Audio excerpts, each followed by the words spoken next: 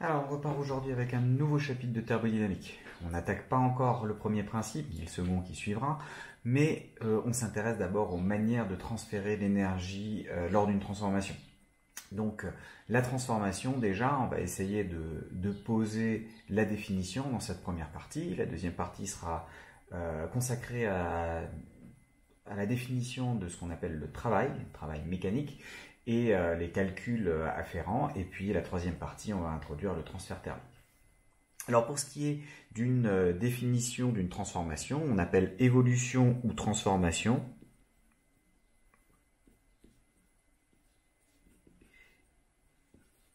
L'état, le fait d'aller d'un état d'équilibre à un autre, donc l'état du système entre deux. Donc, évolution ou transformation, c'est l'état du système entre deux états d'équilibre. La thermodynamique qu'on fait, c'est la thermodynamique de l'équilibre.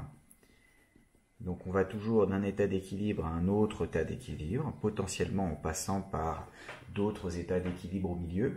Ça va être les transformations réversibles. Mais globalement, on part d'un état, on arrive à un autre état, et puis on a une évolution entre les deux, dont on ne connaît pas forcément les détails, mais plus on va connaître de détails, plus on pourra calculer de choses en règle générale sur notre système. Bon, alors dans ces transformations, vous en avez certaines, ou un vocabulaire qu'on appelle une transformation quasi-statique. Alors, le terme quasi-statique est un petit peu embêtant en thermodynamique, parce que globalement, on sent bien ce que ça veut dire, c'est quelque chose qui bouge presque pas, et pourtant, selon la manière dont chacun les définit, on n'aura pas forcément les mêmes propriétés, exactement, mathématiquement parlant.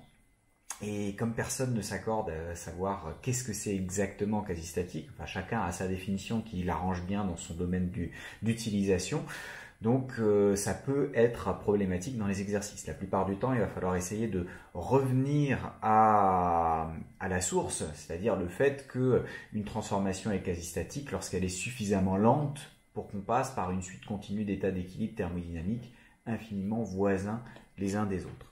Donc, une transformation est dite quasi-statique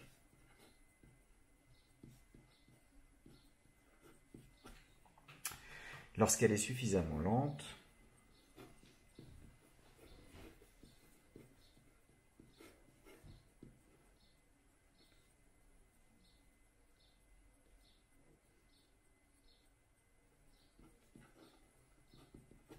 pour que le système passe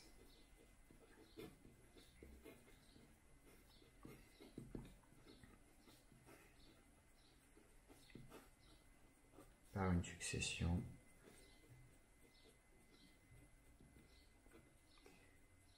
d'états d'équilibre thermodynamique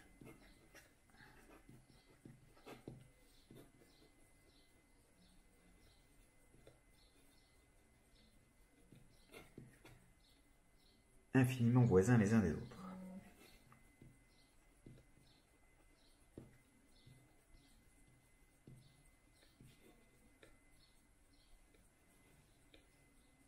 Alors, en règle générale, on ne vous demande pas de ressortir comme ça cette définition, et qu'elle est assez longue, mais c'est simplement de savoir que quand c'est quasi-statique, ça bouge presque pas, quasiment pas, et on avance doucement d'un état d'équilibre à un autre. Alors on va prendre un petit exemple. Vous vous souvenez, on avait fait un système avec un cylindre, un piston, et de l'autre côté, on avait la pression P0, et puis on avait la pression interne du gaz. Si le piston est de masse petit m, on avait la pression du gaz qu'on va appeler P1, et on avait P1 qui valait P0 plus mg sur S, avec S la section du piston. Donc ça, c'était caractéristique du premier état d'équilibre. Et là, on perturbe cet état d'équilibre en rajoutant une contrainte, une masse, grand M, qu'on rajoute là-dessus. On a toujours la pression P0 à l'extérieur, et on a une évolution qui va mener jusqu'à un deuxième état d'équilibre, où P2 va être égal à P0 plus mg sur s plus la force supplémentaire divisée par la surface qui exerce une pression supplémentaire sur votre système. Lors de cette évolution, alors cette évolution, là pour le moment on veut définir l'idée de quasi-statique, donc dans l'idée on a quelque chose de brutal sur le piston avec un déséquilibre de pression. En pratique, étant donné que le piston va bouger quand même relativement lentement au départ, il ne peut pas tomber plus vite que ce que lui permet de tomber la gravité, le gaz qui est à l'intérieur va adapter sa pression rapidement à ce qu'il est en train d'obtenir de l'extérieur. Et puis, ça sera finalement pas très très brutal comme évolution, mais si on essaye d'idéaliser ça, hein, la thermodynamique c'est toujours une physique de l'idéal, donc dans l'idéalisation, vous aviez une pression P1 bien définie au départ, on arrive à une pression P2 une fois que le piston est arrêté qui est bien définie, mais entre les deux, on ne va pas passer par une infinité d'états d'équilibre, parce que si c'était le cas, on n'a que le piston bouge, et donc par conséquent, la résultante des forces est non nulle, et puis vous n'êtes pas un système qui va être à l'équilibre, donc qui ne bougera absolument plus. Donc ça, c'est a priori non quasi-statique. Enfin presque. C'est-à-dire que c'est dans l'idéalisation, en pratique, souvent, même si on rajoute une grosse masse, ça va changer la position d'équilibre, mais pas forcément beaucoup. Alors il y a une autre manière de le faire, de rajouter cette même masse grand M. Donc on a toujours notre piston de masse petit m, toujours la pression P1, la pression P0 à l'extérieur, et on va rajouter un tas de sable, grain par grain. Donc si on rajoute des grains de sable comme avec un sablier qui s'écoule, jusqu'à obtenir cette masse grand M, pour chaque grain de sable qu'on rajoute, ça change un tout petit peu l'état d'équilibre. La pression à l'intérieur augmente un tout petit peu, et comme on augmente petit peu par petit peu, finalement à l'intérieur la pression est toujours parfaitement définie et égale à la pression qu'on peut donner de l'extérieur, et donc on a constamment un état d'équilibre. Le piston bouge tout doucement, quasiment pas. Alors que là, quand même, si la masse est suffisamment importante, vous pouvez observer un piston qui bouge sur une durée qui va être non négligeable devant le temps. Enfin, vous pouvez visualiser l'évolution. Alors que là, en rajoutant grain par grain, passer enfin, faut vraiment vous mettre en time-lapse pour pouvoir voir l'évolution et voir le truc qui va descendre au fur et à mesure. Donc là, vous allez avoir une évolution qui va être quasi statique parce que on rajoute grain par grain.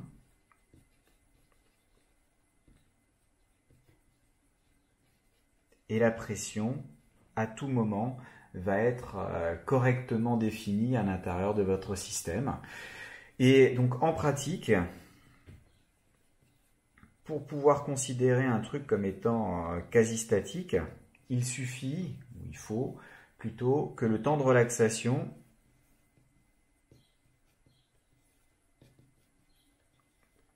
du phénomène observé, là en l'occurrence c'est l'équilibre de pression, mais on pourrait s'intéresser aussi à l'équilibre de température, hein. Si on suppose que en fait la masse elle descend sur plusieurs secondes, la pression elle a le temps de rapidement, parce que les particules de gaz ont une grande vitesse à l'intérieur, donc elles vont pouvoir s'adapter rapidement. En revanche, au niveau de la température du gaz, il va lui falloir plusieurs minutes avant d'avoir repris la température extérieure et d'être revenu à un équilibre thermique, puisque dans l'équilibre thermodynamique, vous avez à la fois l'aspect mécanique sur la pression et puis l'aspect thermique. Donc, en pratique, pour que votre truc soit considéré comme quasi-statique, votre évolution soit considérée comme quasi-statique, il faut que le temps de relaxation du système, donc le temps qu'il faut pour atteindre vraiment l'état d'équilibre, soit petit devant le temps qu'il faut pour faire votre évolution, la durée la durée de la transformation.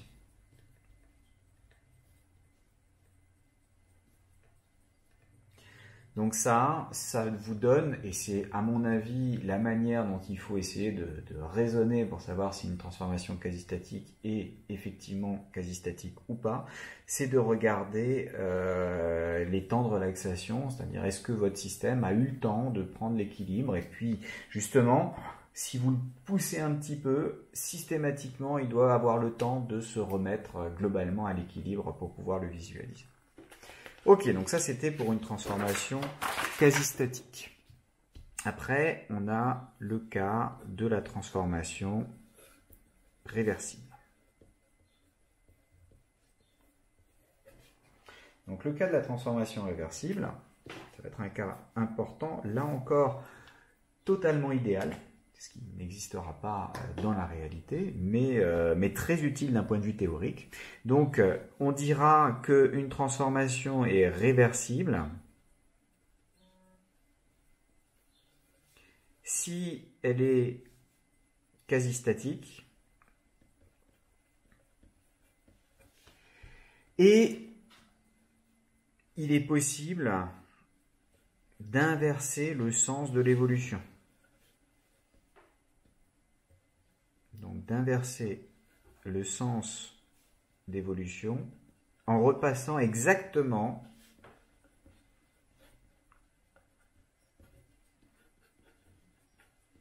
par les mêmes états d'équilibre.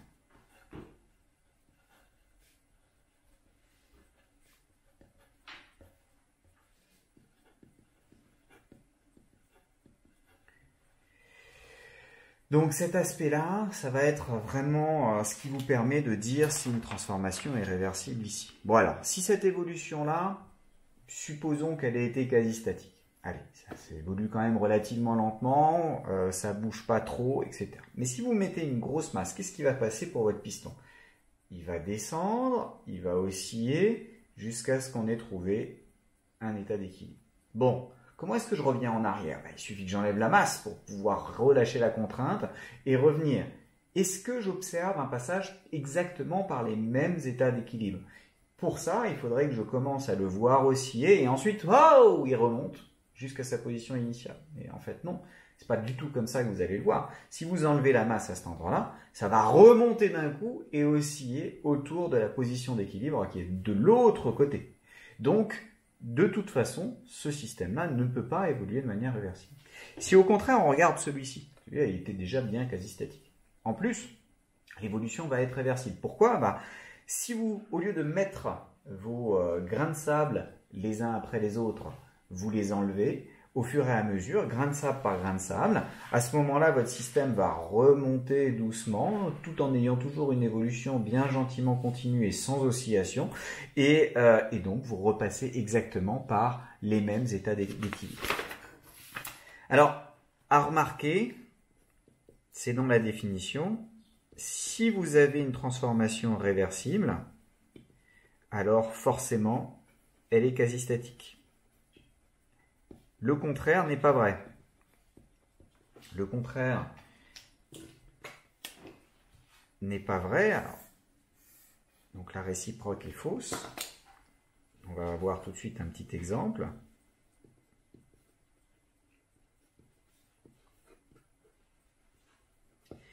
Donc la réciproque est fausse. Pourquoi? On peut prendre par exemple un système qui est un gaz dans une boîte. Et on prend comme système le gaz qui est à l'intérieur de la boîte. Donc les frontières, ça va être la boîte. On met un petit trou ici, et donc il y a de temps en temps des molécules qui partent. Si la pression à l'intérieur était plus élevée que la pression à l'extérieur, on va observer une chute de pression. Cette chute de pression peut être quasi statique. Si le trou est suffisamment petit, il y a peu de molécules qui partent en même temps, et donc on peut avoir un temps d'évolution, un temps d'évolution. Alors c'est une chute exponentielle, on a vu ça dans les exercices sur T1 avec par exemple la diffusion gazeuse, les fusions gazeuses, mais donc ça a un temps de chute exponentielle, mais si le temps caractéristique est grand devant le temps dans lequel vous regardez votre système, vous verrez que la pression diminue tranquillement, petit à petit.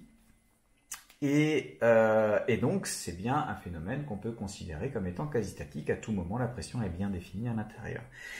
Sauf qu'il n'est pas réversible. Il n'est pas réversible parce que je ne peux pas simplement insuffler les trucs à l'intérieur, ou plus exactement, si je l'insuffle en augmentant la pression externe pour que maintenant les flux aillent dans l'autre sens, j'aurai une exponentielle dans l'autre sens, c'est-à-dire que si je prends ma pression au cours du temps en partant par exemple avec un P0 ici, c'est-à-dire la pression extérieure, P0 là, bah, j'ai une évolution qui va être exponentielle, et si je faisais le truc inverse, c'est-à-dire en imposant de nouveau une pression importante à l'extérieur, j'aurais une exponentielle dans l'autre sens et vous voyez qu'on ne va pas suivre le même trajet. Il faudrait vraiment que ce temps caractéristique soit très très très grand pour que j'ai des droites et que je puisse suivre presque le même trajet à l'avant ou à l'arrière. Bon, inversement, alors par contre on peut utiliser la contraposée, c'est que si vous avez une transformation qui n'est pas quasi-statique,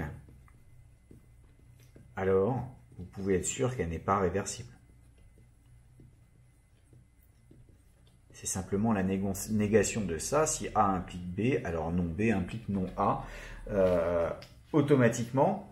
Et ça peut être sympathique, mais alors c'est le pas qui est important ici. Si c'est pas quasi-statique, ça implique que ça ne sera pas réversible.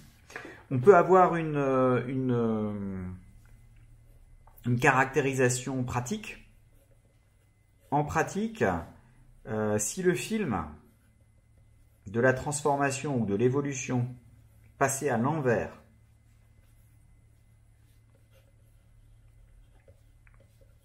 est réaliste, après on peut s'interroger sur ce que ça veut dire réaliste, mais si ça vous semble normal, alors il y a de bonnes chances que ce soit votre transformation soit effectivement réversible.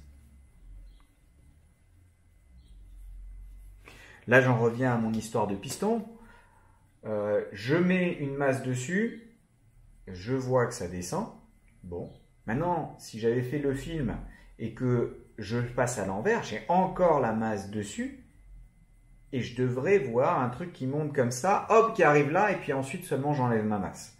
Et là, c'est totalement irréaliste. Il n'y a pas de raison que tout d'un coup, il y ait des fluctuations, des oscillations, et que j'atteigne ça, et que ça fasse partir la masse. Donc, je me retrouve avec une évolution qui n'est pas réversible. En particulier, elle n'était déjà pas quasi statique, donc ça ne permet pas d'avoir une transformation réversible. Bon, donc ça c'était des petites définitions. Qu'est-ce que c'est quasi-statique? Qu'est-ce que c'est réversible? Ça va apparaître très très souvent dans les exercices.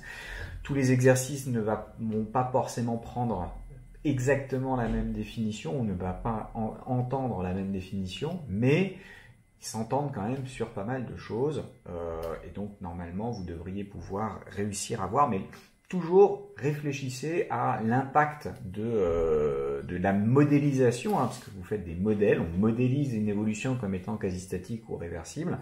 Donc est-ce que cette modélisation est plausible ou pas? Alors ces transformations, on peut aussi en faire une représentation. Donc représentation graphique de ces transformations, de leur évolution. On aime bien se faire des petits dessins pour avoir une idée de comment fonctionnent les choses.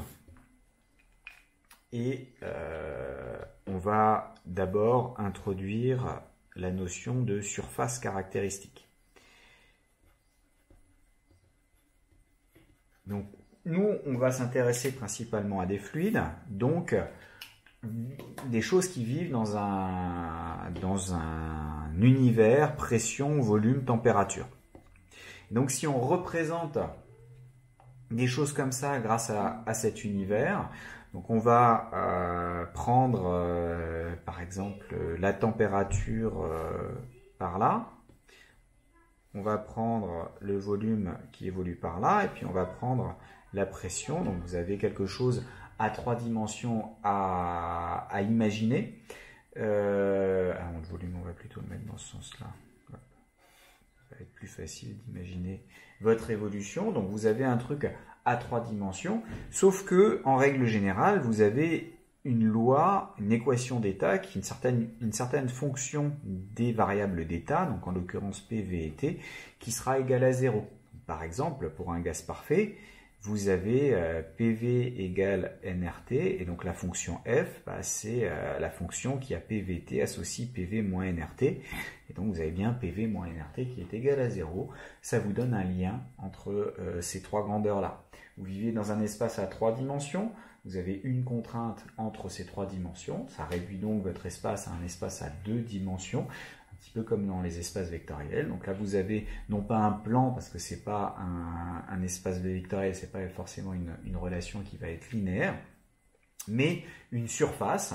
Et donc, si on essaye de regarder, par exemple, pour le gaz parfait, vous avez une surface caractéristique qui va se présenter comme ça. Et donc là, vous avez la pression de ce côté-là, le volume ici, la température par là. Vous voyez que dans quand on regarde en fonction de la température, la pression par exemple, P c'est nRT sur V, donc si le volume reste constant, ça croît simplement linéairement. Et puis la pente augmente, donc si vous êtes à un volume plus faible, la pente en fonction de la température va être plus importante. Si vous regardez de ce côté-là, c'est à température constante, bah vous avez que la pression est proportionnelle à l'inverse du volume, et le coefficient de proportionnalité c'est nRT.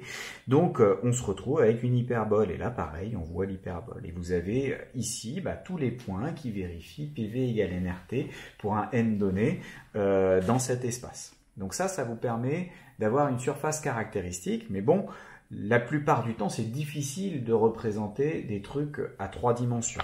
Donc là, on va représenter, on va essayer de représenter. Donc à température constante, on a un machin qui est plutôt comme ça. Et puis là, hop. Donc on a une surface en 3D. Et comme vous voyez avec mon dessin pas très joli, c'est très difficile de se le représenter correctement. Donc en règle générale, plutôt que de prendre cette surface-là, on va essayer de faire une projection sur un plan. Projection d'évolution sur un plan. Donc on prend soit le plan PV, soit le plan PT. Vous voyez que je vous en ai parlé à la fin du dernier chapitre avec le solide qui correspondait aux différents équilibres liquide-vapeur. C'est la même idée. On se baladait en fait à la surface de la montagne qui permettait de visualiser tout ça. Donc quand on projette sur un plan, on se choisit par exemple le plan pression-volume.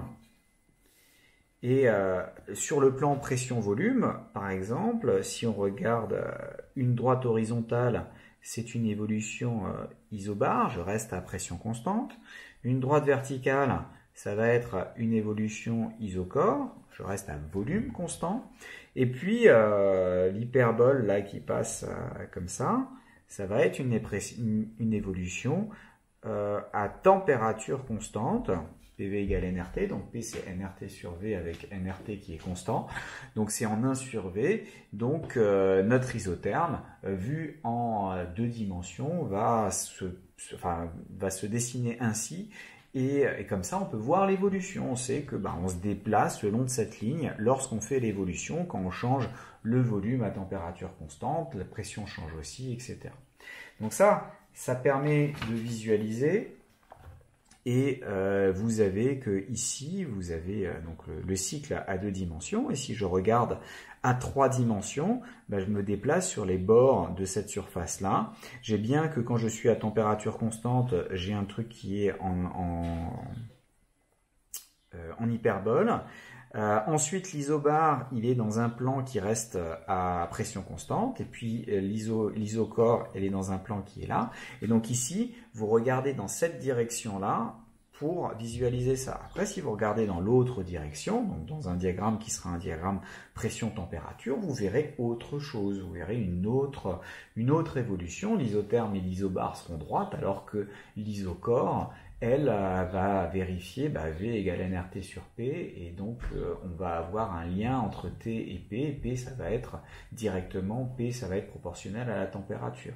Donc on aura une autre manière de le représenter. Donc selon les axes qu'on vous donne, il faut à chaque fois réfléchir en fonction de votre relation d'état sur ce qui va se passer. Donc ça c'est pour faire une projection dans un plan, et puis là j'ai déjà pris un tout petit peu d'avance sur le point suivant. C'est une évolution qu'on appelle une évolution cyclique. C'est quoi une évolution cyclique? C'est une évolution qui fait un cycle là-dedans, c'est-à-dire que après avoir fait toute l'évolution, on est au retour au point de départ. Donc retour au point de départ après une évolution complète.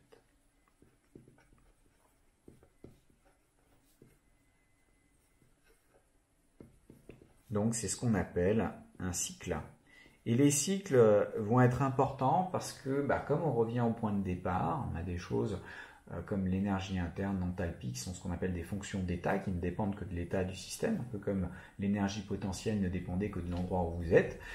Si vous êtes revenu au même endroit, vous avez la même énergie potentielle, donc votre variation d'énergie potentielle est nulle. Là, ce sera pareil, la variation d'énergie interne sera nulle, la variation d'enthalpie sera nulle, la variation d'entropie sera nulle.